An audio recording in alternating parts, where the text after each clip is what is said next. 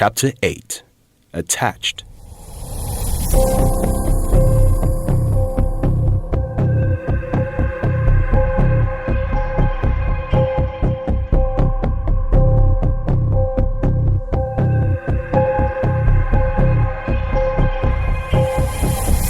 By the gods, Jacob, your Yahweh can learn to be more tolerable.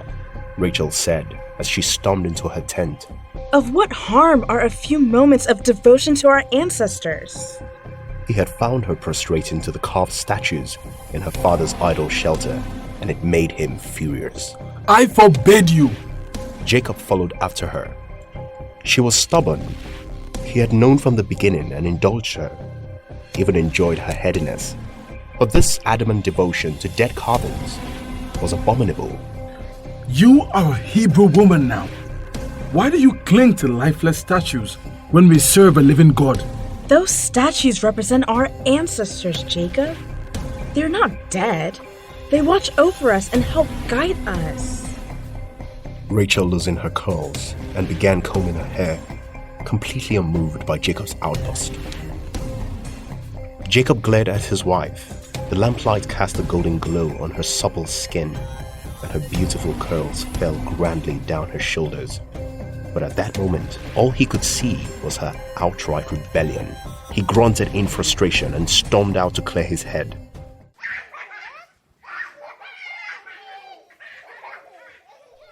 He could hear the playful screams of his sons as he strolled aimlessly.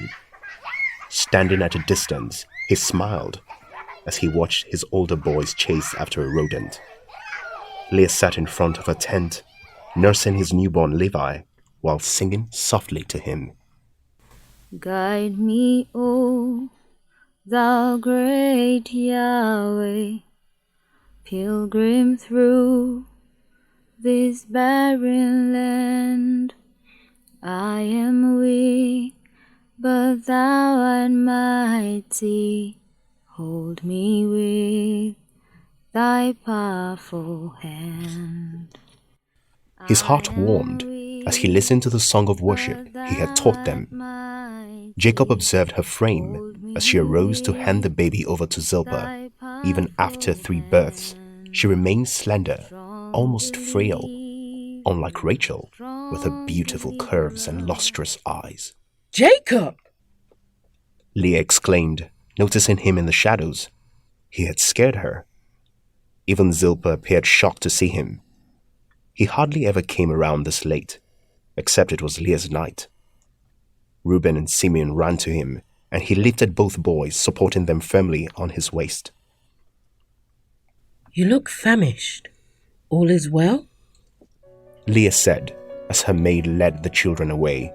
She still appeared puzzled by his presence. Yes, all is well. Jacob assessed his appearance.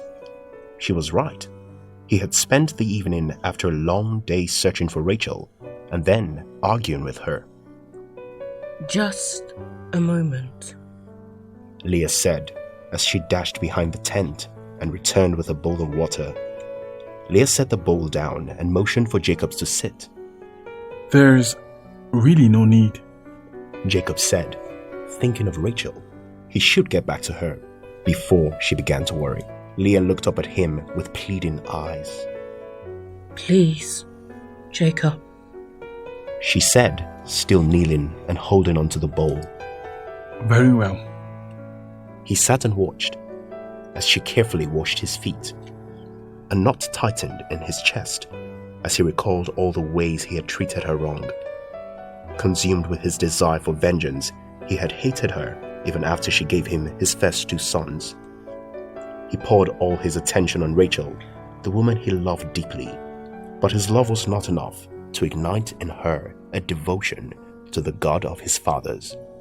Leah dried his feet with a towel and poured out the water.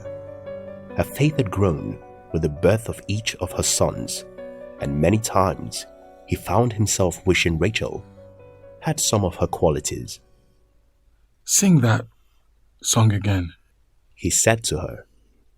Color rushed to her pale cheeks as she sat across from him.